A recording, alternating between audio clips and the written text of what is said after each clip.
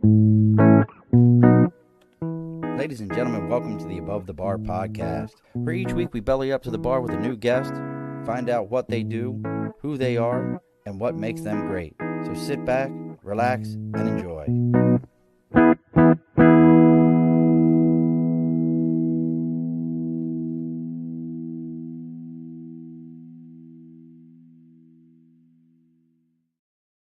Alrighty, folks, welcome back to the Above the Bar podcast. It's your host, Sean. We're bellying up to the bar tonight to talk about one of my favorite things, which is a chance to laugh, guffaw, ha ha ha, any of those. I thought I actually had a laugh track. I guess I don't. I thought I had a laugh track. Let me see if I. Nope, I don't have a laugh track. I do have a bunch of other tracks, but I don't have a laugh one. That's funny to me. That's weird. Of all the things I got on here.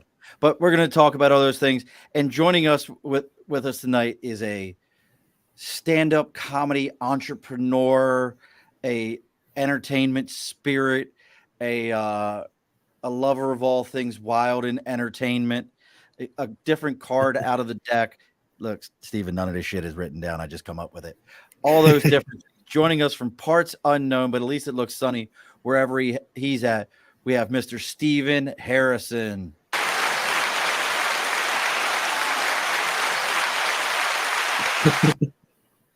And as long as it goes well, you won't miss. That's more accurate for my look. So what's up, brother? How are things going? What's going on, man?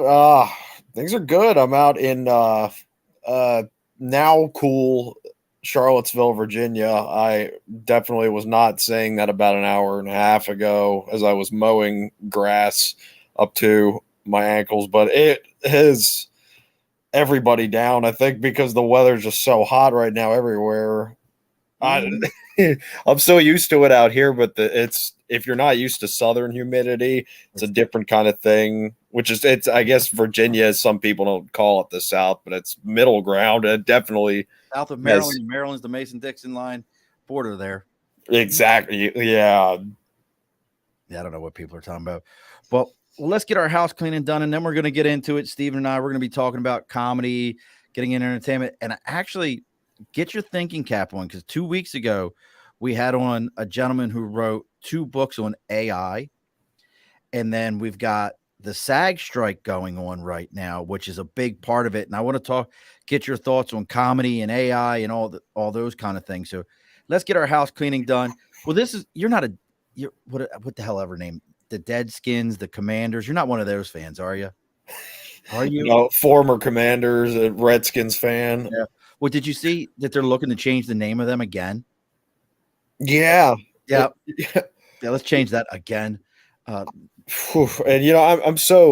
I'm very used to all that talk because I actually also grew up a Miami Hurricanes fan because my best friend's from Florida, and I thought that for years with the Seminoles. I was like, at some point they might go after them, and now we're at that point where nobody seems safe.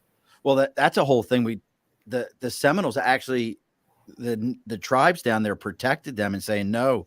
They honor us. They do it the right way. We're good with this. So yeah, they're supposedly safe. But the reason I brought that is over my right shoulder is our big board for sticker and a cause. You see that big Ravens, right? For sticker and a cause. If you've got something you support, something you believe in, something that you're all about, let us know. You reach out to me on Facebook, LinkedIn, YouTube, Twitter, Twitch. I'm about done with TikTok because TikTok in the middle of a live knocked me off and said I violated community guidelines. But when I looked, it didn't tell me what guideline I violated. And I wasn't doing anything. We were actually talking about White Dog whiskey, and then we were talking about AI and comedy. Nothing else. And you violated community guidelines. I'm so done with that. Like TikTok and I and these community guidelines, they can stuff them dead in their ass. I'm so done with community guidelines. I'm just over it. And that's another thing. How do you do comedy with community guidelines? But if you reach out to me on any one of those platforms, we'll go ahead and I'll give you the address where to send that sticker. We'll put it up here on the big board and you'll get some free advertising. We got Tim in the Tub. If you can see that one, that's another comedian from Montana. He reads books in his bathtub. That's one of his things. Don't ask me. He sits on like Instagram and reads books in a bathtub, completely naked with a tub full of water. Very odd. Really going in on the George Costanza lifestyle right there. All in. So make sure you reach out to us. But also, that being said, I see your windows are naked there, Steve. Do you like Steve or Steven? Oh yeah, man. Steven definitely just as good as Steve. I never really, I didn't have a preference until college, and I didn't have a choice then because everybody was going with Steve. Gotcha. Well, Steve, I see your windows are naked, and you might want to reach out to our sponsors, which are Budget Blinds of East Greenbush and Budget Blinds of Hudson and Coxsackie, New York. You can reach out to them whether you're looking for stylish solar shades, energy-saving cellular blinds, or sustainable wood shutters.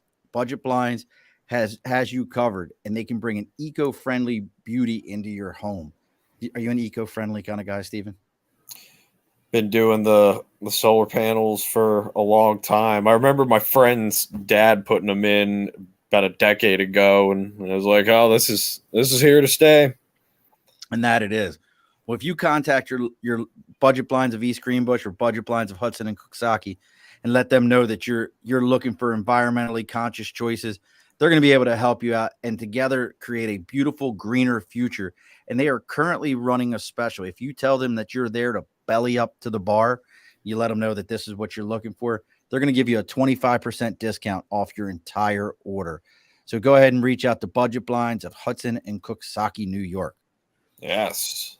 Everybody's showing up. Big Nate says, washing red wolves. You think that's what they're going to go with, the Washington Red Wolves? I think it would be so stupid. He says he accepts your Hurricanes. And what's up, Eric? Hey, Eric, yesterday I made from squash in my garden and garlic from my garden. I made roasted garlic squash with olive oil and Italian seasoning. Oh. Dude, and it was super easy. Super easy. Like, I'm doing the same thing. I had squash 2 nights ago. It is that might be my favorite thing, strangely enough, in the summertime, which that's no shortage of farmland around here. So but squash was something I didn't really like when I was a kid, and I've never really been particular about food in general. It's as long as it's not moving anymore, no pulse. Yeah. So, he did the spaghetti squash with tons of olive oil and garlic over in smoked chicken thighs. I'm loving it, bro. Oh. He's one of my cooking buddies. But I'll tell you, welcome to Cooking on the Above the Bar podcast. It's your host, Sean. I'll give away one of my favorite recipes. And being down south, you can definitely make this one. So you get yourself squash, preferably if you can find Starburst squash, which are the circle ones, because they don't have a lot of seeds in them. Mm-hmm. Those, sun-dried tomatoes, collards, and bacon. You fry the bacon up, set it off to the side. Mm-hmm. You cook the squash and the collards in the bacon grease. Finish it off with a little bit, and while you're cooking it, you put some Parmesan cheese on it. Finish it off inside of the pan with the bacon cut up, and then scissor cut your sun-dried tomatoes. Also, they get warmed up inside with the collards and everything. You need the apple cider vinegar for the collards, and then put those all inside of a pan so you have yellow, green, and red in the pan, and then finish it off, topping it with a little bit of Parmesan cheese. I'll be watching this back in 24 hours, listening to this recipe as I go. Oh yeah, it's well worth it. That's why I said fried squash. I love fried squash with Old Bay. I've never done that one, Nate. I would try that. I love me some Old Bay. And then dude, that's money. Like, we don't do enough collards up north. People are scared of collards up north. They don't know the value of a good set of collards. Yeah, that really. I mean, around here, I'm far enough inland where I know that the only options for my seafood experience are going to be either out of Virginia, or if I go to Virginia Beach, which I never had anything against it growing up. I just didn't go there a lot. I grew up going down to Myrtle Beach because my parents met when they went to South Carolina to, down in Columbia, and I would always just try different stuff out. And I had cousins in Boston, so I got to go do their seafood market too. And just, I'm very blessed to have been able to go to all these places because I did a lot of traveling when I was younger and try these foods. But the South is really, I mean, in every place, I think you have to go and, learn about it locally, but every place is going to have its mark somehow. Yeah. Albany is tiny hot dogs. These little tiny hot dogs on little tiny buns with like with a meat sauce on them. And then collar, absolutely. We were in the Cape all last week. I know you were in Maine, and we were in the Cape all last week, and everybody thinks they got the best lobster roll. And that's for another show, we'll have to talk about lobster roll, butter or mayonnaise. That's a whole thing right there. But let's get into what we really wanted to talk about, which was, so you do this whole comedy thing, guffaw, make people laugh. So you think you're a funny man. But you do, Steve. How long have you been doing comedy?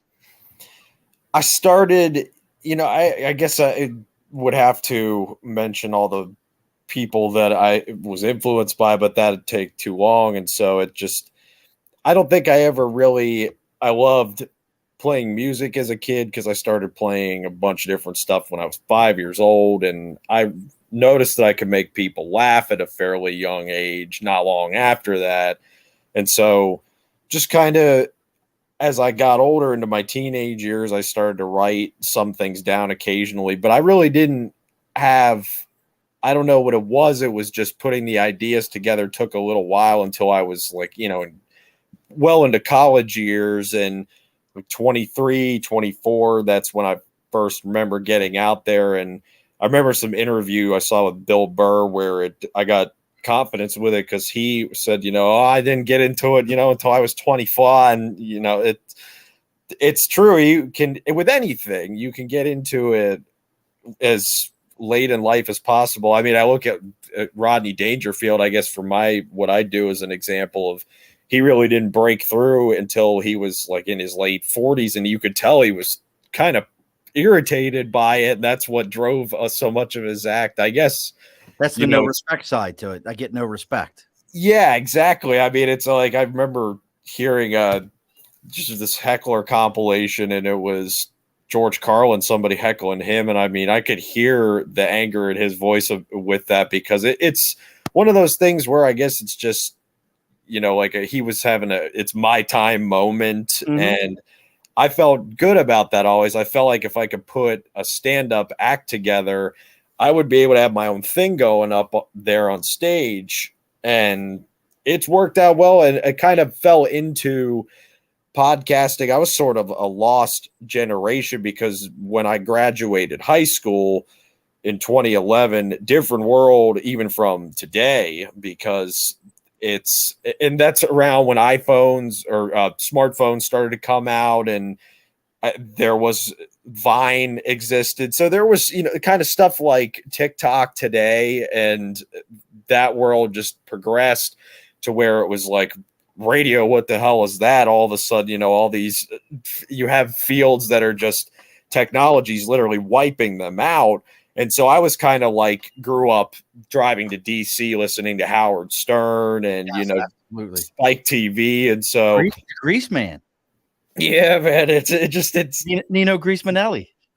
Oh man, that's a very DC. You got to be around the DC area to know different world. And that man. I mean, going to that city, there was so much culture there to where it was, But I had also grown up going to New York City and all these places to where I said, I'm going to get into stand up and try and hit big markets because that seems to be where action is. And it was because the first time I ever did stand up was in Charlottesville, Virginia, and I bombed completely in front of a UVA crowd, which was that night. I remember seeing my friend right after it, and he could tell I was a little bit I was irritated. And I just remember thinking, life is going to go on. And I learned a valuable lesson that the crowd's always going to be different, but if you're up there and you're comfortable with yourself,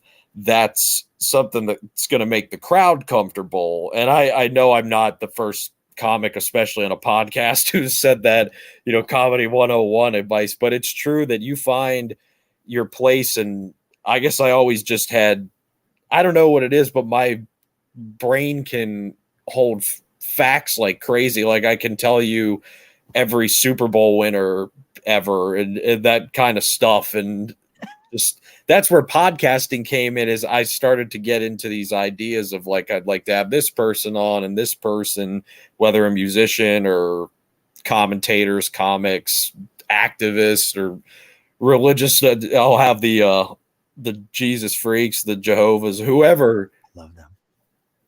It's All of them. So you started, what year was that when you went to and did the comedy in Charlottesville? What year was that?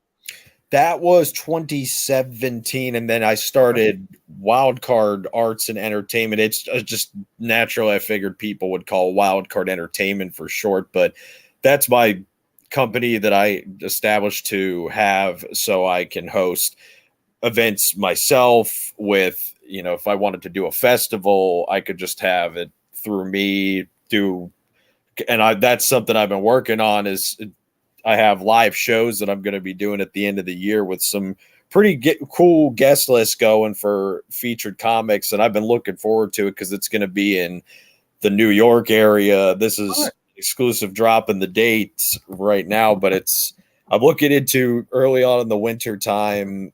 So that was just the idea, I guess, when I started the entertainment company, is like, I'll have a name on this and I'll look at it as I don't have limits to what I'll feature on my page. And it's been interesting because I grew up before there was the podcast. I saw it for the first time in high school when I was 16 on an iPod Nano. I was like, what is a podcast? Just another unearthly idea. But I had been watching that kind of stuff for years, like back in the, even before I was born in the 80s, with Burt Sugarman doing the Midnight Special. That's a name drop right there. That kind of stuff, and Johnny Carson. And it was like, let's just, comedy will kind of be what I'm known for, but I have an open mind with all these events. And it's really, it's taken up. Obviously COVID in the middle was nuts for so many reasons, but that's been fun, is to kind of like realize in that time, okay, if there's so much of the world is online now, how can I use that to my advantage? No, that it makes absolute sense, to have the entertainment company and to get it. But I want to stick with the comedy for just a moment in your comedy career. So you started that in 2017. You said you bombed. Like you hear comedians talk about it like it's the most brutal thing. And I can remember, whether you like her or not, Roseanne is an influential comedian. She's definitely changed her career around from early Roseanne to today. She's much angrier. Like I saw a thing the other day where it was like a short clip. She's like yelling about she's like, your gender is get a fucking job, like just freaking out. And I'm like, okay.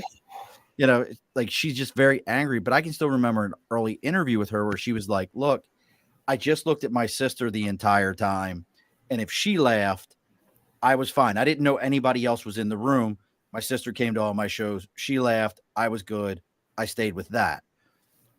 Knowing that it sounds like your buddy went and watched you do stand up.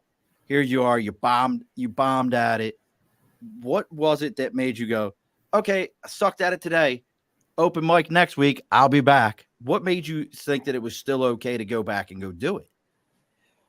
I guess at that time, I will admit I was a little bit stubborn because I had watched enough comedy to where, like you mentioned, Roseanne, the first time I saw her, I think was on the sitcom, but I saw her do stand up too on an old VHS tape where I saw, Sam Kinison for the first time doing, speaking of Dangerfield, again, doing Dangerfield's the comedy club in New York. And I watched them kind of, just at that stage, when I first saw that, it was age 11. So it's been, 20 years since then. But I guess just I had this idea that there was sort of a language that comedians speak, but I didn't appreciate enough of like why I was funny. I think I bombed because I didn't have my idea down, whereas I kind of went in thinking like, oh, I'm just going to talk to the crowd, insert my joke here, and that's a big part of my act. Is I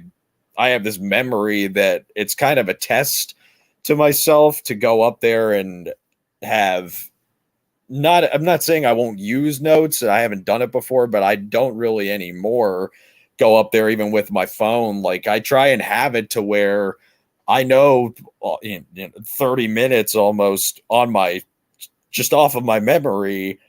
And that's, it takes so much work because that night, I think I was definitely looking at it like I'm going to just speak to these people. And that's sort of where the podcast came in. And I was like, all right, these are two different avenues of where I got to go up here and you got to kind of control a crowd. You don't have to as a comic, but it makes the show better if you can do that. And Absolutely. when you're on at home on your laptop or whatever you're using, StreamYard or so, it's different because 100%. you could write down ideas that you have before you go into a podcast. And God, that's somebody like, I'm not trying to be Rogan because just that's a crazy amount of stimulation, I feel like. And that's sort of with me, I appreciate my time writing for sure, getting to a quiet place, because I used to, when I first started out, I kind of wanted more chaos to see what it was like in tried rooms that my friends were not doing. Like I did a show in Atlanta and some comics were asking me like, oh, I've just never thought about going down to that market. How was that? And it was one of the most fun shows I ever could have done. So I was just from then on out sort of willing at that time to go anywhere. And I have a knowledge of comics from just growing up watching TV. I remember being in high school watching VHS in the middle of the night with Richard Pryor live on the Sunset Strip, and Comedy Central had those short half hours. That's where I first saw Bill Burr, speaking to him. So Yeah. I want to give myself the credit that I'm resourceful. Well, I can hear some of the comics that you're referencing, that definitely a particular style when you talk about them. Now, as you're getting into this, did you say, hey, you mentioned Bill Burr a couple of times, where you're like, hey, I like his very he's like, I think his comedy as a very matter of fact kind of stuff. Like I watched his recent special, was it Red Rock, I think it was, and he was very matter of fact about most of the stuff he says. Like, hey, he gets into the whole thing about feminists, and he's like, hey, name me a WNBA player, and they're all like, he's like, yeah, exactly. That's exactly, yeah. Did you like that? Or because I can remember, so my comedy era, I'm a little older than you are, not much, just 16 years, but my era was watching Roseanne on TV. Dangerfield had a actual special where he would bring up comedians. I can remember when Def Comedy Jam, you looked forward to it coming on Saturday nights and watching those live as they, that night as they happened. But those were very different comedians, because we also still had guys like Carrot Top, Emo Phillips, who are, I don't think they could do comedy today. There was a guy that I wish somebody could remember him. He did an entire set, and at the end of every one of his sets, he had 3x5 note cards, and his whole thing was a note card that said this, and he'd set it on the table. Go, how'd this get on the table? What's this doing over there? And he would just do a word and drop a note card somewhere, and he would have the word it. How'd it get over there? It's right there on your tits. And he would just do this whole thing like this. Now that's a very different, like, wordplay comedy and those things. Since you've been doing this since you were 25, so we're talking 6 years now. Do you think, if somebody's out there right now and they're thinking like, hey, I like that silly kind of comedy or that wordplay kind of stuff because that's even Carrot Top was that kind of a guy, or Pauly Shore. They were those kind of people. Do you think they could do comedy today, or has that type of comedy? Is it done? Yeah, that it's very interesting to see where a lot of these comics today, like for instance, I keep seeing a lot of paid advertising on Instagram that has these comedy clubs that are featuring like Janine Garofalo is a name that's Huge name. and it's crazy to see them. Like when I was a kid, they were something in movies, but they've always been doing clubs Mm-hmm.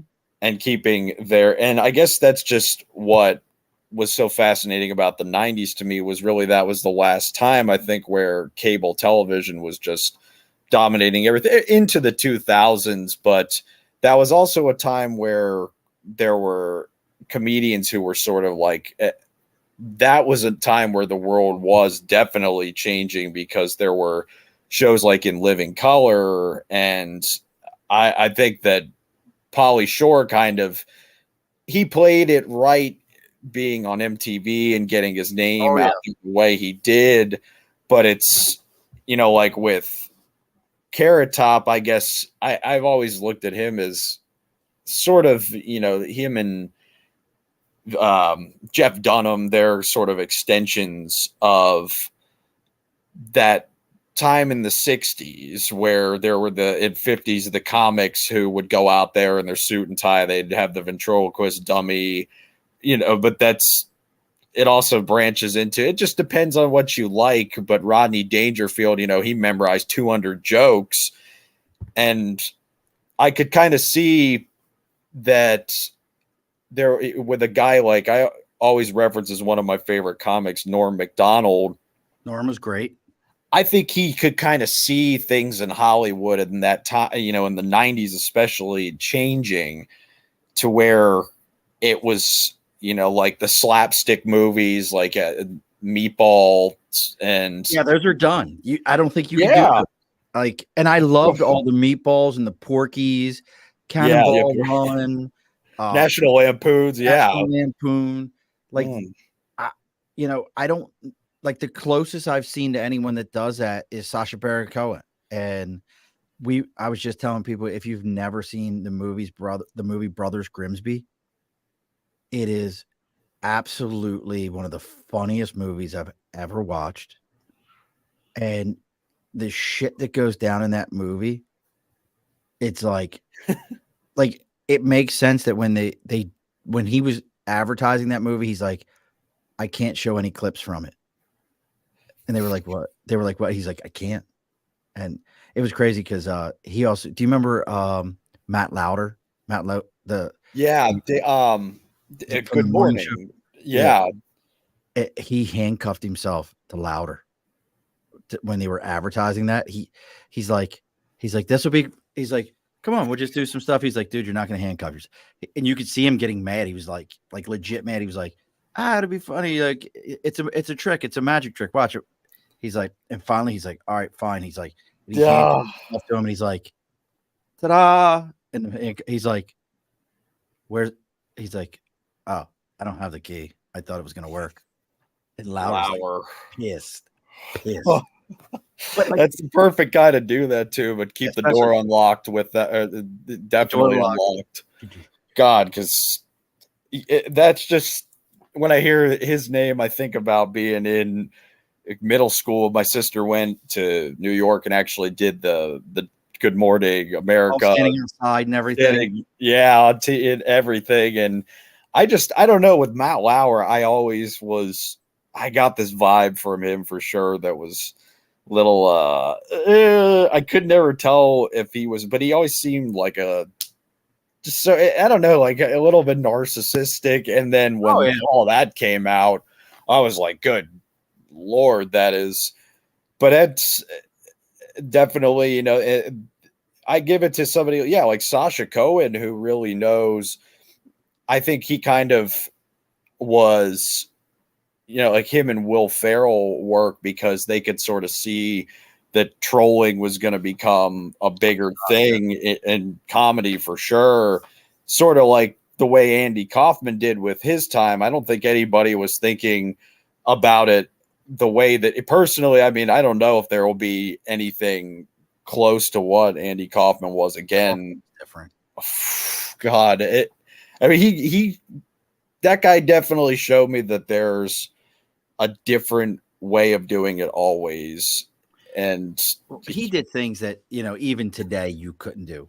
Like planting a guy in the audience to argue with and and get ready to get into a fist fight with the guy.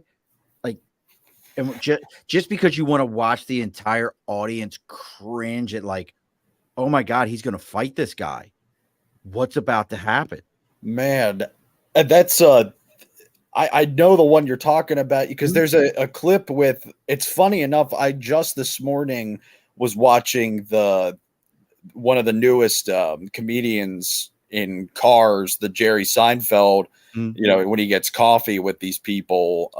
Coffee in Cars or Comedy in Cars or something like that. I always butcher the name. Yeah, but he had Michael Richards on, which was just, like sort of a hello old friend kind of thing. Cause he was in my household in the 90s. Always my parents watched every episode of Seinfeld, but he was in that clip of when Andy Kaufman got into a fight with Jack Burns and he threw they were doing the TV show and he was pranking everybody and he like pretended that he was going along with it up until the end. And he was like, no, and just messing with everybody. It's, I've never seen somebody just kind of use life as his canvas, because he even said back in that time that he wanted to, like, he'd be comfortable if he could do small shows and he didn't even care about TV. That's just so I'm impressed by how much of an F that guy did not give.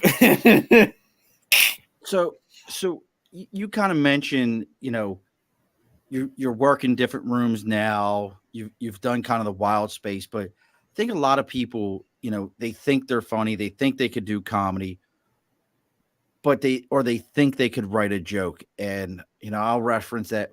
There's a show on Prime, The Magnificent Miss Something, where she's a female stand-up comedian. And at the beginning of that show, they're all these guys get up on stage and they're doing comedy acts, but they're just repeating, what the hell is his name?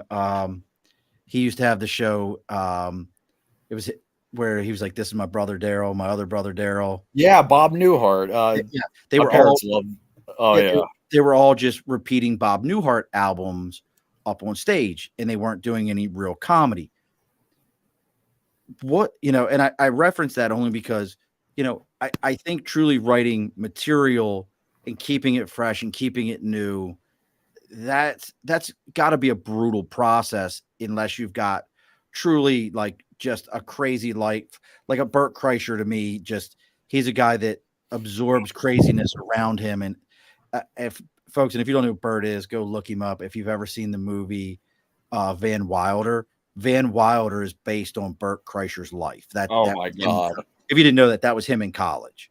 And the producer of that was Will Smith. Legendary time for movies right there. But so for you, what's your process, or what would you advise someone if they're looking to get into comedy and write jokes? Just, I know they all have their own process, but what do you do? You're out there just to be yourself, and on stage, it will show over time. You'll do enough shows to where you'll kind of, I'm influenced by this person this week, and I noticed I'm listening to this person a lot more. But if you're out there and you enjoy the material you're doing, and the world be damned, it's kind of with that, I don't know what you call stand-up, but with doing stand-up, that's kind of what it is you have to just have that mentality of I'm going to go out here and this is going to be my act. And you can pick up things easier than you think. As you do it more, you'll be like, oh, okay, that's probably why that didn't work. You'll try a different way the next time. And then it's just, wow, that's that room. It went so much better. I don't know what it was, but that's a big part of it is just you got to be like Columbo, go out and have that tenacity, keep going with these things. Let me ask you one more question. I'm so sorry. I've got a somebody outside of my. Could you give me just one moment? Oh, you really do have somebody. I thought you were doing a Columbo thing. Oh no, just one more question. Yes, ahead. I'm so sorry. I'll be right back with you. Sure. Give me just one moment. I got some noise outside of my door here. Well, let's take us with you in case you're about to be yeah, good. If you hear if I hear gunshots, I don't know where you're at in Virginia. I can't help you.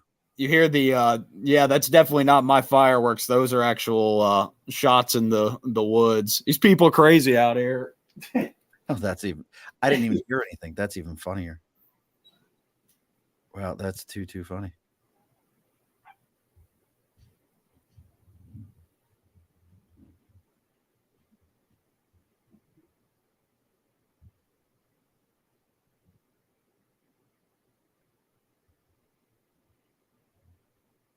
So this is dead air right now, folks.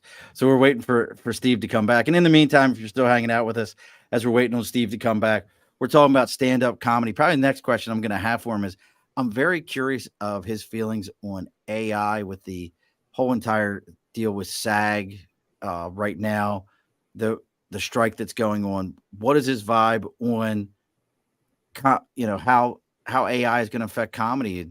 Has he ever written a joke using AI? I was actually on TikTok before the show started and was going to actually do exactly that till for whatever reason, TikTok kicked me off saying that I had violated some kind of community guidelines, but we're going to give it a shot here. So we were talking about jokes. So maybe I could say, let's ask them, write me a joke about a dog written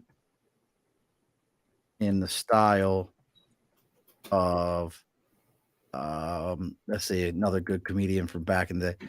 So in the style, we'll do in the style of Bob Newhart. Let's see how that works out. See what AI tells us. My apologies. About 50% of the time it's fireworks. The other 50% you got all the people in the woods doing whatever they're doing.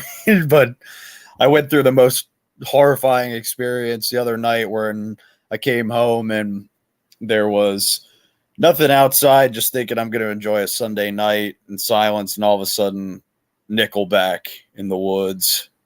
And just blaring through the woods, huh? that horror movie that they call 2002 rock and roll. See, I don't understand where that whole Nickelback thing comes from, right? Yeah. That was a stand-up comedian that made a joke and the video went viral and everybody kind of jumped onto it. I love me some Nickelback. I don't give a shit. That poor band, man. That brings up a question though. I got a question for you. So the SAG strike that's going on. One of the big things in the SAG strike right now is they want protection against AI, the ability to either use their likenesses or if writing done through AI. What is your feelings as a comedian? Have you ever tried to feed information into AI and say, "Hey, write me a joke," and see what it did? I've never been. Maybe it's just my technology other than like playing with amps.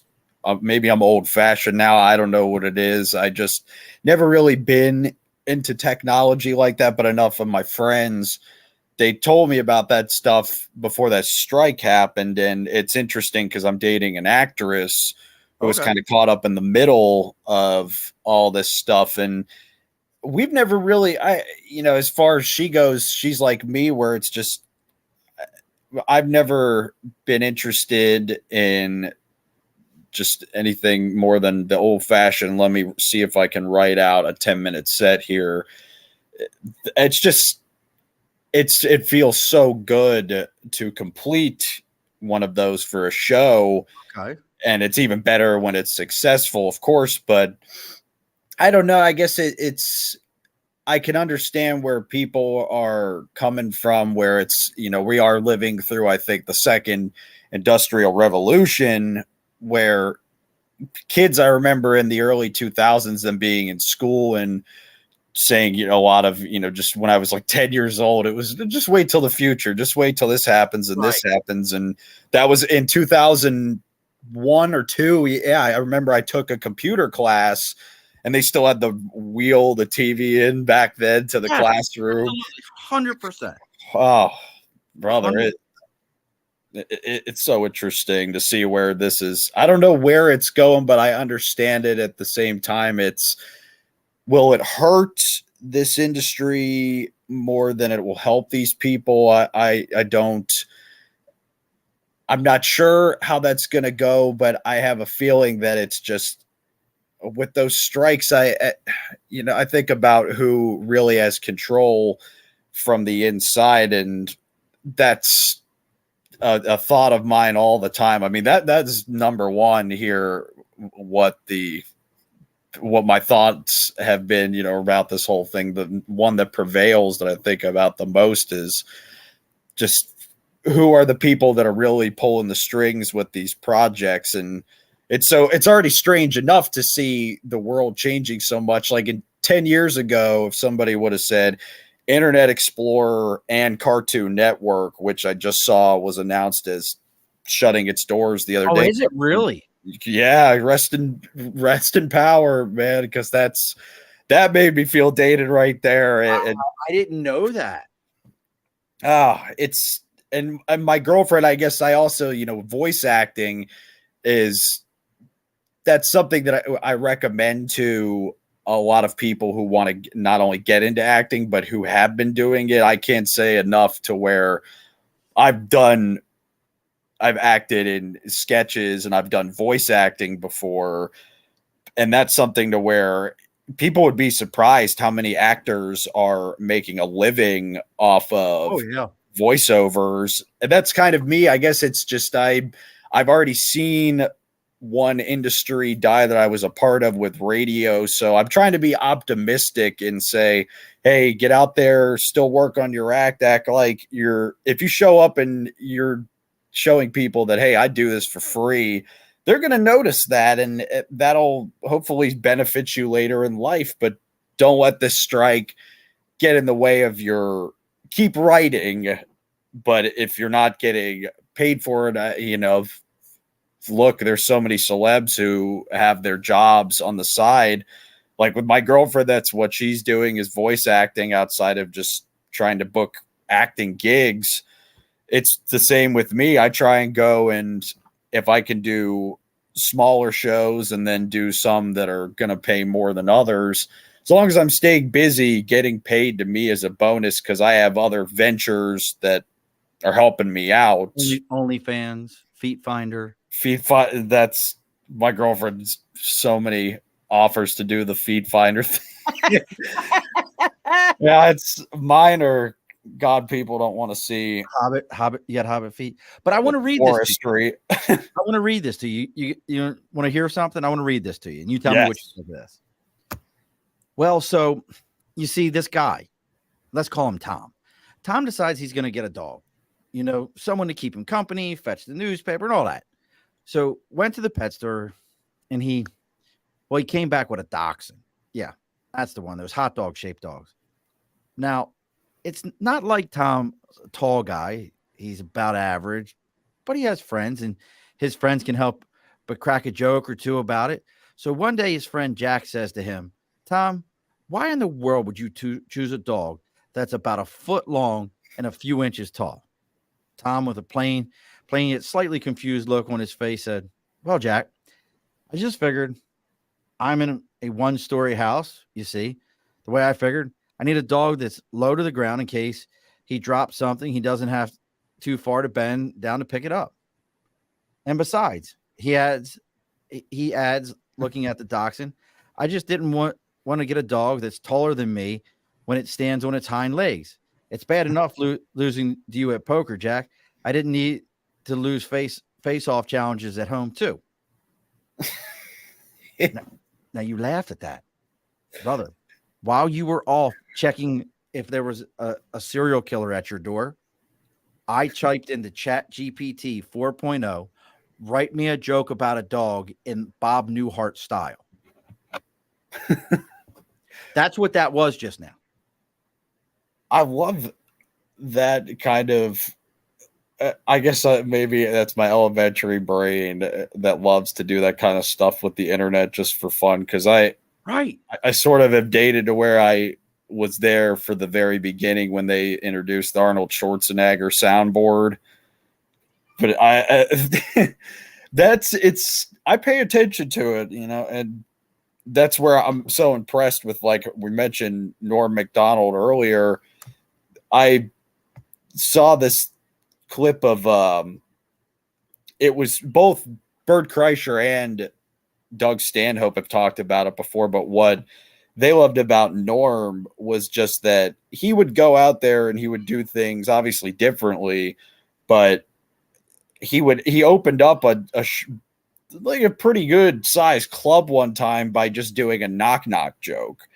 And you got to love that commitment of it's so, that it's hard to have an ego as a comic. So I'm trying to value myself here, but at the same time be like, come on, I'm up here, not a judge of dick jokes, where I've got the gavel out. No, I don't take myself like I am judge, jury, and executioner. It's just, I like to do it because I enjoy it. And you'll know if you're faking it in life, and not so much as with comedy, just in general, if there's something where your process is, it's like with writing, it changes for me in certain ways, and it has since I've started writing, but you sort of get down to the basis of it, and that's what it is you have confidence when you go up there, because you're going to have fun with people on a Friday and a Saturday night, and if there's 50% of the people, like when Norm would do Dennis Miller, Chevy Chase, whoever was doing the weekend update, they said the best feeling, all of them have said in interviews, the best feeling they had was when 50% of the crowd would go, oh, and then the other 50 would be laughing their ass off at it. That shock factor. Absolutely. And we got to close the bar up here soon. But I definitely can see where these things, Nate's got to get his most important question in. Do you have a go-to favorite food for after a show? Like, here's my question. I'm going to add to Nate's question. Ooh. What is your bomb? Like, I bombed, I had a bad show meal. And what is your, I just killed it meal? What are they? Are they different? I love it because it instantly brings to mind a story I've done. I turned into a bit on stage where usually I like to go and I'll get something unhealthy after a show. Whether I'm on the road or not, I'll do a burger. I like pizza, doing my traditional choices with that. But it's when I went to Atlanta, I remember I drove down from Myrtle Beach. So that's about I can't remember. It was 5-hour drive at least. Something like that. I think 4 or 5 hours. Yeah. And it was through the back roads of South Carolina. And I'm just flooring it because there's no cops or anything out there. Now I regret it that, of course, because there were potholes the size of myself at 5'10". It was just, and all of a sudden you're on I-20 and you're going towards Atlanta and Georgia. So I got to my hotel, I threw the bags down, and I had a good time. And I recorded that set that night. It's at this club called Laughing Skull. And I finished up, and I remember that was where I got my intro to hard Southern rain, because it rained from right after I got out of my show to when I left Atlanta, and it didn't stop until I was in North Carolina the next day in Asheville. But I still remember it was a Tuesday night. So it occurred to me as I'm driving through this rain, I'm like, wait a minute, it's 11 o'clock at night. Who's even open for food right now?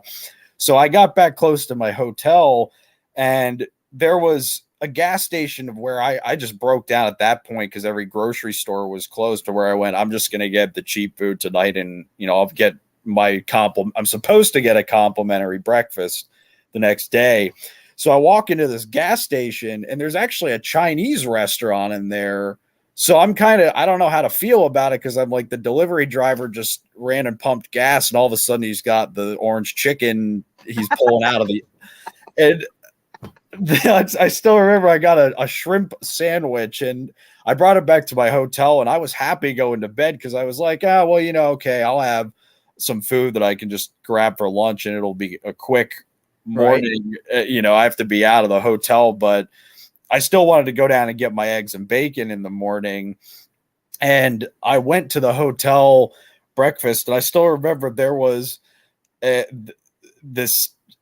It was a black gentleman. It was probably like in his 50s, something like that, who was in the hotel kitchen, and it was just us two. And we're going to. I'm thinking like, I'm getting the perfect hangover food, and I see him walk in at the same time as me, and all there is plain Cheerios and dry white toast. And he just looked at me, and we both just let out a belly laugh, lit up the whole. We had the whole lobby echoing for how loudly we were laughing. He's just like, "This is a bullshit ass breakfast," and just absolutely walked away. I mean, you're talking about how well did you do with gas station shrimp at 11 o'clock at night that you didn't shit through the eye of a needle? Oh God, like you get the poo sweats just thinking about that. I got up, and I remember, they were knocking on my door to try and do the house cleaning. And I was like, first of all, you're going to have to give me another day, but you're going to want a rest day with how much I'm doing to this bathroom right now before you even try to approach it. Decimating everything that's in here. So on top of beer, beer shits. It mixed those up here in New York coming up. But you said those are in December. You said December.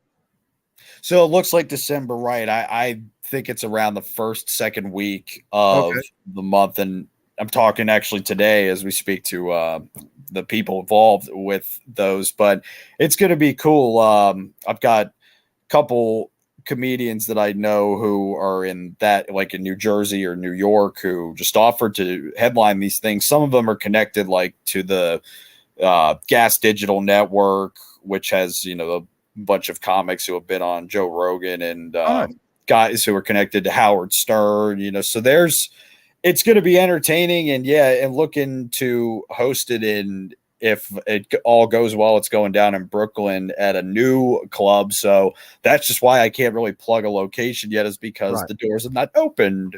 Makes perfect sense. What else you got going on? If somebody wants to see you, Steve, they wanted to catch you. Obviously, you've got the Wild Card Entertainment on Instagram. You have the Wild Card Comedy on Instagram. Where else can they find you and connect with you? Right, which is, if you like comedy sketches, I have those on my YouTube at the same name, at Wild Card ENT. It's just the only difference with Instagram is it's actually entertainment is spelled out, but that's the tag at WC Entertainment online. If you're looking for me, so at WC Arts Entertainment to be official. But I'll put out my podcast on wherever you're streaming at. I used to do I do a new podcast now called the Post Game Podcast, which is the sports show I do every Monday, but it's live on Instagram. It was live on YouTube at one point, but now I do it live there every week, and I've already done like 12 episodes, something like that are on Spotify or wherever you get podcasts. There's also my main show called The Lights Go Down podcast, which is at LGD podcast. And I'm doing stand-up this summer coming up. There's going to be, I was planning to be on a trip with my girlfriend originally this year going to Colorado at this time in August, but now that's a bit scratched for the moment. So I'm doing, there's going to be dates in DC coming up. I'm going to be there next week, actually. It's this thing called Double X Comedy, and there will be that's hosted at, I always get the name. It's a coffee shop show, which I'm looking forward to, and taking my girlfriend up to up north. I'm going to show her New Jersey and New York. I'm going to try and do a set in Philadelphia coming up, and there will be one in Baltimore as well. Wear your bulletproof vests, both places. Yes, but when you go to Baltimore, it's make sure there's parking in a well-lit area, because I grew up, man. That's my stomping grounds. Be walking to Zissimo's is the club that I'm supposed to spend a weekend up there. There's a festival I'm doing called the Ellicott City Festival. It's pronounced Ellicott City. Is it Ellicott City? It's just pronounced Ellicott City, not Ellicott. It looks like it should be Ellicott, but it's just pronounced Ellicott City. Yeah, like Chevrolet. I remember my dad correcting me as a kid on that, and he's like, "No, it's the T is and the E are silent." It's just Ellicott City, or the T is silent, I should say. But that I'm supposed to be there coming up in August, and as long as that's still going down, I can't. I want to say August 24th. That'll be, but I'm butchering dates right now. I will be. Zissimo's is the other place I'll be at, which you might have heard of. Bar that has a comedy club at the top of it called the Lou Costello Room, because he used to perform there. Well, I didn't know that. And I'm looking forward to it. Yeah, that was the first time my my girlfriend had been up to Maryland, and she got to see me perform there at Zissimo's. And it's a great room. I'm telling you, it's a lot of fun to go and do these. But yeah, and then these shows coming up at the end of the year are going to be featuring me as the host, and then there will be an opener and the main performer. I'm excited. I haven't been to New York in so many years, and Philadelphia, actually. Yeah, I hadn't gone to that since I was 13 up until this summer. So it's needless to say, different world up there, but I'm looking forward to it. And check out new podcast every Monday at 4 p.m. I'm live on Instagram at LOTP Pod Official, and at LGD Podcast, dropping episodes every month. Just trying to stay as busy as possible with this cluttered head of mine. Well, that's awesome. Again, folks, go check out everything for Wildcard Comedy, Wildcard Entertainment, Wildcard ENT. And as I tell everyone, if you're finding Steve through us or us through Steve, take a moment, give those podcasts that 5-star rating. I know it sounds cliche. I know you're like, hey, my kids shows on their things, like, follow, and share. Well, guess what? We appreciate when you do those like, follow, and shares. It means something. It's how the algorithms work. It's how we find each other. You know, if you go look, I follow his YouTube page. He follows my YouTube page. Just those little kind of things. Those numbers go up. We all find each other that way. The algorithms, you know, I'm currently listening to the book Scythe, because I listen to books when I'm writing. So the thunder mind or thunder brain or whatever it is, because it's not the cloud, it's the thunder mind in there, because the AI has become conscious. It's actually very good. Scythe, I highly recommend it. Yes. So my kid turned me on that. I made him listen to Dune and Dune Messiah. I made him listen to 60s sci-fi, so he hooked me up with a much more modern sci-fi. So make sure you giving those likes, follows, 5 stars. If you've got those stickers, make sure, again, reach out to us: Facebook, LinkedIn, YouTube, Twitter, Twitch, TikTok, Instagram, everything is the Above the Bar podcast. As always, I didn't get to do it towards the beginning of the show. Thank you to our whiskey sponsor. That's New Scotland Spirits. I am enjoying. Do you know what a White Dog whiskey is? Do you know what White Dog is? White Dog. No, I'm going to educate you. So this is a quick education, because normally we're almost done here. So whiskey actually is only got the color that it has and aged in a barrel because of the fact that we used to ship barrels. You might get a pickle barrel out of, Maryland. We're talking about Maryland. We maybe get a pickle barrel out of Maryland going to Kentucky. And when the barrel would get to Kentucky, they needed to reuse it to put the whiskey in, but you can't put the whiskey in there because it's got all this pickle flavor in it. So what they would do is they would singe the inside of the barrel to burn that out of it so that it didn't taste like that. And then they would put the whiskey in. Whiskey is clear, folks. Real whiskey is clear when it first comes out. It does not have a brown color to it. Whiskey is clear. That's where that term white dog comes from. This would get then poured into the barrel. And by the time it got back from Kentucky and got back to the East Coast, it had absorbed out of the wood and the charring and all those things. The flavoring went into it. And now it was Kentucky bourbon or Kentucky whiskey or whatever it was, Tennessee whiskey. So we have 68 whiskey from New Scotland Spirits with us today. And the term 68 whiskey is because our friend over there, Jesse, he was in the Army. I can't save them all. We can't all be Marines like me. But Jesse was in the Army, and 68 whiskey is the nomenclature for an Army medic. So this will cure you. So make sure you go out and get you some Helderberg whiskey. Did you know any of that, Steve, or did I just blow your mind?